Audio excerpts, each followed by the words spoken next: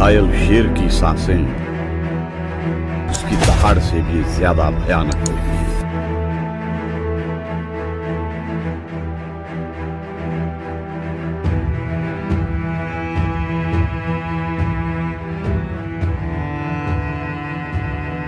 जो नाकामयाबी को गले लगाना नहीं जानता वो कभी तरक्की नहीं पाता।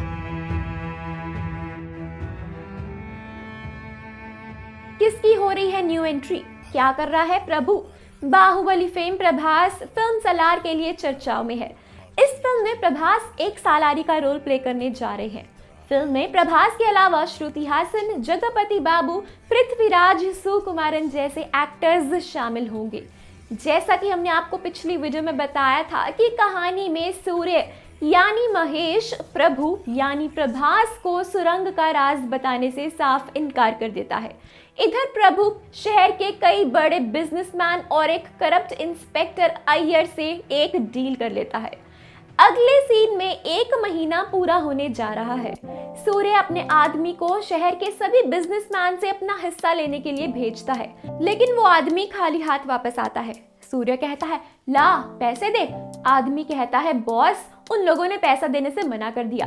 सूर्य बिजनेसमैन चंद्रशेखर के पास पहुंचता है और उसके कैबिन में घुसते हुए कहता है यारे बहुत चर्बी आ गई जो मेरे आदमियों को रोकड़ा देने से मना कर दिया। चंद्रशेखर यानी बिजनेसमैन कहता है देखो तुम्हें जो बात करनी है सालार से करो, उसके पास तुम लोगों का पैसा है। सूर्य खुद से पूछता है ये सालार कौन है? अगले सीन में सूर्य अपने अड्डे पर पहुंचता है जहां उसे पूरा अड्डा खाली मिलता है। सूर्य अपने आदमियों को आवाज लगाते हुए जैसे ही आगे बढ़ता है उसके सामने एक आदमी की लाश गिर पड़ती है। सूर्य ये देखकर हैरान हो जाता है। वो जैसे जैसे अपने कदम आगे बढ़ाता है वैसे वैसे एक एक करके उसके आदमियों की लाश उसके सामने आती रहती है। कुछ ही देर में सूर्य लाशों के ढेर के बीच में अकेला खड़ा है। गुस्से में भौंकलाकर वो उन लाशों को गोली मारने लग जाता है।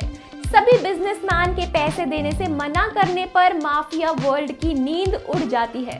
अगले सीन में रात के अंधेरे में प्रभु जेल के सभी कैदियों को एक ट्रक में भरता है और अय्यर को पैसे देते हुए कहता है कल सुबह तक ये सब वापस आ जाएंगे, ध्यान रहे इन्हें कभी भी दारू और खाने की कमी नहीं होनी चाहिए।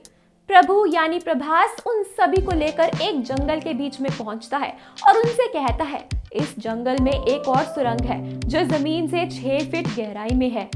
जैसा कि तुम सब इस नक्शे में देख सकते हो, तुम सबको मिलाकर अगले 10 दिन के अंदर उस सुरंग तक जाने के लिए एक और सुरंग ढूंढनी है। सभी कैदी दारू की लालच में अपने काम पर लग जाते हैं। वो एक पेड़ के सहारे खड़ा हो जाता है, तभी एक तीर पेड़ पर आकर गिरता है। उस तीर में एक चिट्ठी है जिसमें लिखा है तुम्हारे मिशन को अंजाम देने के लिए एक लड़की को तुम्हारे पास भेज रहा हूँ। ये कौन है, कहाँ से आई है, ये बहुत जल्द तुम्हें पता चल जाएगा। इसी के साथ अगले सीन में सूर्य देश के सभी माफियों की मीटिंग बुलवाता है जिसमें सत्याराम यानी जगपति बाबू भी शामिल है। सूर्य उसे देखकर कहता है आओ सत्याराम, लगा नहीं था कि तुम आओगे। सत्याराम कहता है हाँ, क्योंकि मैं तुम सबके जैसे 2 नंबर का काम नहीं करता बल्कि अपने 2 नंबर के काम को 1 नंबर में बदल देता हूँ। सूर्य कहता है सही कहा तुमने, तभी शायद पूरी देश की जनता तुम्हें देश का रक्षक समझती है। इस बात पर सूर्य और सत्याराम दोनों हंसने लगते हैं।